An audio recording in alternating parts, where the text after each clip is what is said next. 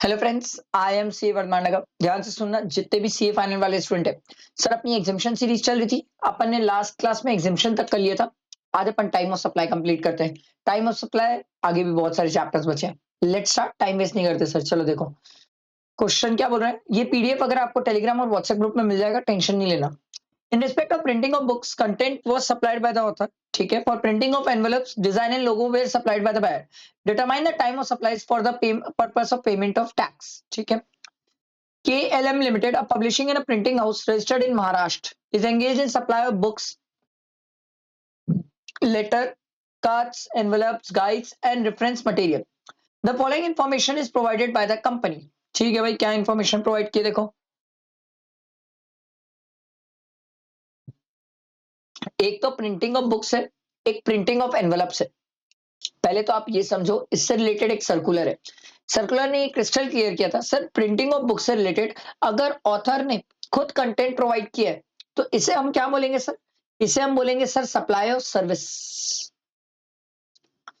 ठीक है। और जहां पर सर हम किसी को प्रिंटिंग ऑफ एनवलप्स वगैरह की सर्विसेज दे और वो सामने वाला हमें सिर्फ और सिर्फ डिजाइन और लोगो दिया है, तो उसे सप्लाई ऑफ क्या बोल देंगे? गुड्स। ये पहले समझो, क्योंकि अगर यही नहीं पता है सर्कुलर तो फिर आगे पढ़ क्यों रहे हम। ठीक। अब ये क्लियर हो गया, ये सप्लाई ऑफ सर्विस है और ये सप्लाई ऑफ गुड्स है। तो सर्विसेज के केस में देखो, टाइम ऑफ सप्लाई क्या क्या होगा। देखो, सबसे पहले दिया हुआ है date of entering into printing contract 16 March को। ठीक है। Date of receipt of advance, services के केस में क्या एडवांस के केस में टाइम ऑफ सप्लाई होता है? यस होता है। तो पहली तो सर टाइम ऑफ सप्लाई हो गया 20 March. Date of completion of printing है 10 April. Date of issue of invoice, sir क्या इनवॉइस इशू करने में 30 डेज से ज्यादा हो चुका है? Yes sir. देखो 10 अप्रैल से लेकर 15 मई है सर, तो ऑब्वियसली 30 डेज से ज्यादा हो गया। 30 डेज से ज्यादा हो गया तो क्या बोला था हमने? Date of provision of service और डेट ऑफ पेमेंट दोनों में विच एवर इज अर्लियर। तो date of provision of service क्या है सर? 10 अप्रैल। ठीक है। और डेट ऑफ पेमेंट क्या है सर? पेमेंट है 31 में, दोनों में विच एवर इज अर्लियर क्या हो जाएगा? 10 अप्रैल। समझ आया? अगला है प्रिंटिंग ऑफ एनवलप्स। अब प्रिंटिंग ऑफ एनवलप्स था गुड्स। तो गुड्स के केस में एडवांस से हमें कोई मतलब नहीं होता, कोई मतलब नहीं। Date of entering of contract से भी हमें कोई मतलब नहीं है। कंप्लीशन ऑफ प्रिंटिंग से भी कोई मतलब नहीं है। ठीक। Date of issue of invoice से हमें मतलब है। Date of removal of books and letter head to the buyer, जिस दिन गुड्स रिमूव हुआ क्या उस दिन तक इनवॉइस इशू हो जाना चाहिए था? Yes sir. तो 7 अप्रैल, 10 अप्रैल, 30 अप्रैल, तीनों में विच एवर इज अर्लियर, तो अर्लियर क्या होगा? वेरी सिंपल सर, 7 अप्रैल। समझ आया? बैठे दिमाग में?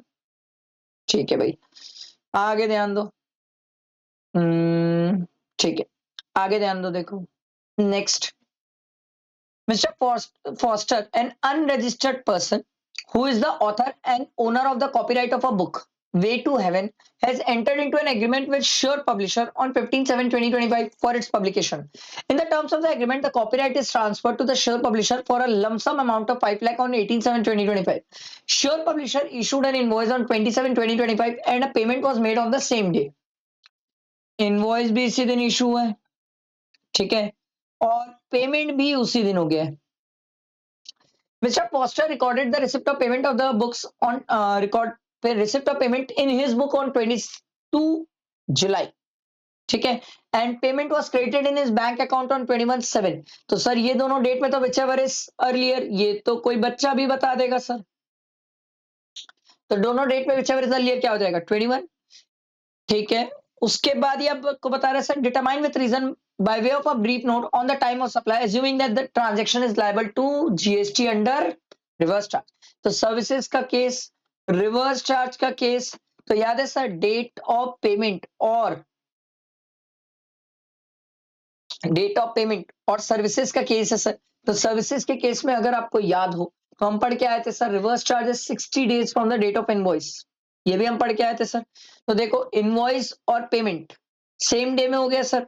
तो इनवॉइस हो गया sir 27/2025 and payment was made on the same day. Mister foster recorded the receipt of the payment in his books on 22/2, 22/7 और 21st। Sir time of supply क्या हो जाएगा? सिंपल है सर, इस दिन इनवॉइस इशू हो गया, यहां से 60 डेज या फिर 22 और 21 तीनों में विच एवर इज अर्लियर। ये देखो, ठीक है। अब इसमें दो कंडीशन होती है। एक जो मैंने आपको बताया सर, यहां से 60 डेज ऐड करो और फिर चेक करो। ये क्रिस्टल क्लियर, ये जन्मों से हो रहा था। एक नया केस आपको वो याद रखना है, जो ये न्यू केस है वो बहुत इंपॉर्टेंट है। ध्यान से सुनना। एक तो मैंने आपको ये बताया, दूसरा नया केस क्या है, ध्यान से सुनना। दूसरा नया केस ये है सर कि जहां पर रिसिपिएंट टैक्स इनवॉइस इशू कर रहा है। देखो कौन इशू कर रहा है, श्योर पब्लिशर। अगर रिसिपिएंट टैक्स इनवॉइस इशू करता है तो उस केस में सर जिस दिन रिसिपिएंट टैक्स इनवॉइस करता है इशू, और डेट ऑफ पेमेंट दोनों में विचएवर इज अर्लियर, तो इनवॉइस इशू कब किया सर, ये 27 और डेट ऑफ पेमेंट क्या है 21, 22 और 21 में विचएवर इज अर्लियर 21, 21 और 20 दोनों में विचएवर इज अर्लियर कौन सा हो जाएगा सर 27। दो चीजें अच्छे से याद रखना सर, एक जहां पर सप्लायर इनवॉइस इशू करता है, एक जहां पर रिसिपिएंट। हमेशा क्वेश्चन में ध्यान देना कौन इनवॉइस इशू कर रहा है, सप्लायर के रिसिपिएंट, इसमें बहुत इंपॉर्टेंट है सर। अब यहां पर रिसिपिएंट है तो ये न्यू वाला है, अमेंडमेंट वाला है सर, ठीक है। अगर सप्लायर इनवॉइस इशू करता तो फिर आपको डेट ऑफ पेमेंट और 60 डेज वाला केस खेलना होता। मैंने आपको दोनों के तरीके से आंसर बताया। आई होप क्लियर हुआ होगा। बहुत अच्छा पॉइंट है, बहुत बेहतरीन है, अमेंडमेंट बेस्ड क्वेश्चन है सर, जरूर करके जाना चाहिए। ठीक है, चलो ये तो हमारा टाइम और सप्लाई खत्म हुआ। इसके बाद next chapter upon value of supply next video में करेंगे। ठीक है, चल थैंक यू।